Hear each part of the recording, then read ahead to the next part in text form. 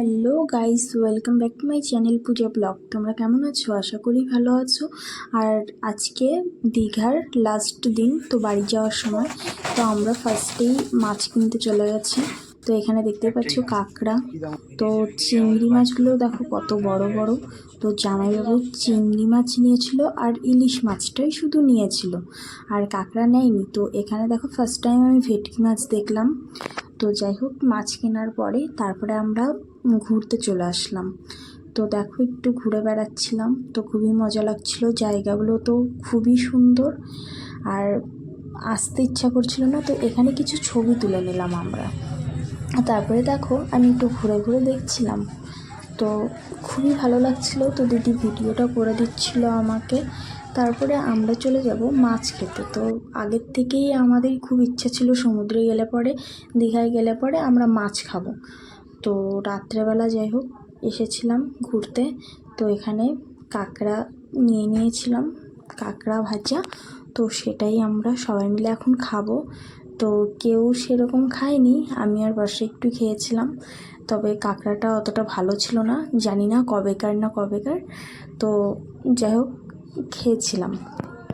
তারপরে কাঁকড়াটা খাওয়ার পরে আমরা দুজন চলে গেছিলাম একটা আইসক্রিমের দোকানে।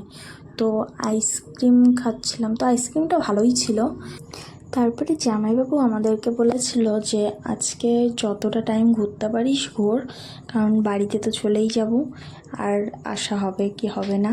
তো যাই হোক আমরা আরেকটু ঘুরছিলাম। তো এখানে ছিল আই লাভ দীঘা, তো খুবই মজা করছিলাম। তো দেখো জায়গাগুলো তো খুবই সুন্দর, আর আমি অনেক ছবি তুলে নিয়েছি। তো আমরা রুমেও চলে আসছি, তো বাড়িতে যাব এখন। তো দেখো আমি ট্রলি ব্যাগ নিয়ে বের হয়ে যাচ্ছি রুমে এসেই। তো যাই হোক এখানে একটু ঢং করছিলাম। তো দেখো আমি ট্রলি ব্যাগটা নামাতেই পারছিলাম না, প্রচণ্ড ভারী। খারাপ লাগছে। 12:30 বাজে। তো এখন আমরা বাড়ির দিকে রওনা দিচ্ছি। তো চলো, নিচে গাড়ি অপেক্ষা করছে, সবাই নিচে চলে গেছে আর অন্ধকার। তো আমরা নিচে চলে এসেছি 3তলা থেকে। এই যে গাড়িতে এখন যাব। তো চলো, সব দোকান বন্ধ হয়ে গেছে,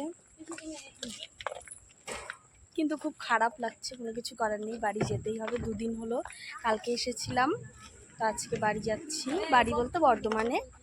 তো চলো।